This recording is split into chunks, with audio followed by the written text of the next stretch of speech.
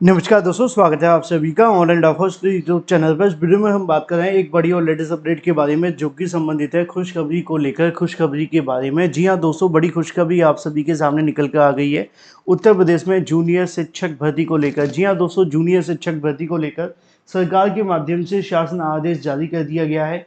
सालों के बाद छात्रों में खुशी की लहर देखने के लिए मिली है। एक कहावत आप सभी ने बहुत अच्छे से सुनी होगी, जब ऊपर वाला देता है तो छप्पड़ फाड़ के देता है। जी हाँ दोस्तों, निश्चित तौर पे आप सभी के लिए जो हालात बने हुए थे पिछले कई सालों से, जो समस्याएं अभ्यर्थियों के सामने आ रही थी, अब आखिरकार उन सभी समस्याओं का जो हल है वो निकलने लगा है। रीजन आप कोई भी दे सकते हैं, लेकिन मुद्दे की बात यह है कि अब इसका जो हल है वो निकलने लगा है। इसी के संबंध में एक बड़ी खुशखबरी आप सभी के सामने निकल कर आ गई है। लो हो गया इंतजार खत्म। उत्तर प्रदेश में जूनियर शिक्षक भर्ती को लेकर शासन आदेश जारी कर दिया गया है। सालों के बाद छात्रों में खुशी की लहर के साथ साथ एक उत्साह भी है। साथ ही हम बात करेंगे डिटेल में। चैनल को सब्सक्राइब करके बेल आइकन को दबा लें और वीडियो को लाइक कर दें, जिससे कि आपको रियल ऑथेंटिक जानकारी ऑनलाइन अडाफो स्टडी यूट्यूब चैनल के माध्यम से मिलती रहे। क्योंकि इस भर्ती की वजह से 41,000 ऐसे छात्र हैं जिनकी जो किस्मत है वो चमकने वाली है, और इसको लेकर पूरे तरीके से कहा जा सकता है कि किस्मत जो है वो चमक चुकी है। इसके बारे में मैं आपको 3 नई अलग-अलग जानकारियाँ दिखाऊँगा जो कि निकल कर आ रही हैं, एक-एक करके। पहले मैं आपको दिखाता हूँ शासन आदेश, फिर उसके बाद में बाकी की दोनों जानकारी।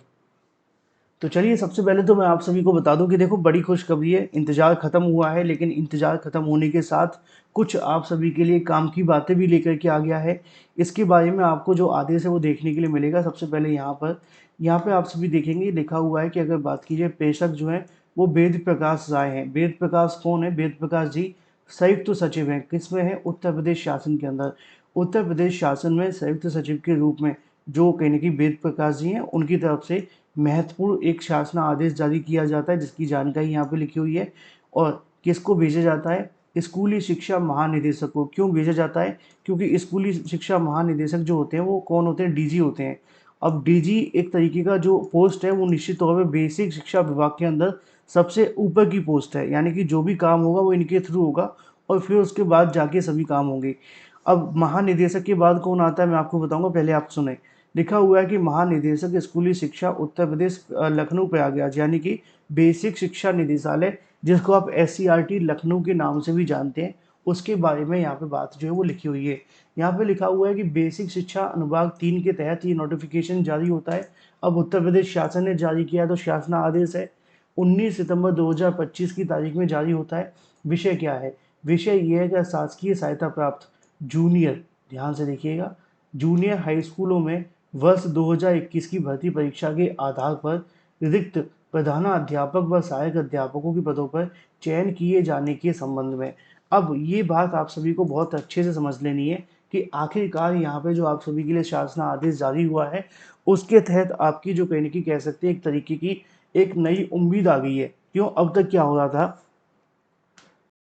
कि जूनियर को लेकर सारा का सारा जो डब्बा गोल है वो हो चुका था। ना तो कोई बताने के लिए तैयार था, ना कोई बोलने के लिए तैयार था, और ना ही कुछ हो रहा था। अब फाइनली इसको लेकर कहीं न कहीं जो आदेश है वो जारी कर दिया है। किसने जारी किया? उत्तर प्रदेश शासन ने। अब उत्तर प्रदेश शासन के माध्यम से कहा जाता है कि उपयुक्त विषय के संबंध में अपने पत्र के संदर्भ ग्रहण करने का कष्ट करें, जो कि भेजा गया था 15 जुलाई 2025 को। इस पत्र में क्या था मैं बताता हूँ। स्कूली शिक्षा महानिदेशक ने कहा था कि जो आपकी आपकी जूनियर की भर्ती है उसके संबंध में सारा प्रोसेस कंप्लीट हो गया है। अब शासन को शासन आदेश जारी करना है। अब शासन ने इस आदेश को जारी करने में तकरीबन तकरीबन 2 महीने का समय ले लिया। अप्रैल को 2025 में भी आदेश भेजा गया था, है ना? तो उसके संबंध में उनका कहने का ये है कि विचारों उपरांत मुझे ये कहने का निर्देश हुआ है कि कृपया प्रश्नगत प्रकरण में उत्तर प्रदेश मान्यता प्राप्त जूनियर हाई स्कूल अध्यापकों की भर्ती एवं सेवा शर्तों की नियमावली 1978 7वां संशोधन 2019 में जो निर्दिष्ट कहीं न कहीं नियम है, उनकी व्यवस्था के वर्तमान आरक्षण नियमों का पालन करते हुए समस्त विधिक पहलुओं को परीक्षण और नियम अनुसार शासकीय जूनियर हाई स्कूलों में रिक्त प्रधानाध्यापक सहायक अध्यापकों की चयन प्रक्रिया के संबंध में आवश्यक कार्रवाई सक्षम स्तर से कराने का कष्ट करें, जिसके बारे में जो आदेश है वो जारी कर दिया गया है। अब ये आपको देख करके थोड़ा अजीब लगेगा, लेकिन मैं बताता हूँ, ये डिजिटल साइन है जो आजकल करवाए जाते हैं, डिजिटली साइन किए गए। क्योंकि कई बार क्या होता है कि अधिकारी वहाँ मौजूद नहीं होते हैं। जब अधिकारी कोई मौजूद नहीं होते हैं तो एक पीडीएफ के थ्रू डिजिटल साइन करवा लिए जाते हैं, जो भी पूरे तरीके से वैलिड होते हैं। उसमें आपको परेशान होने की बिल्कुल भी आवश्यकता नहीं है।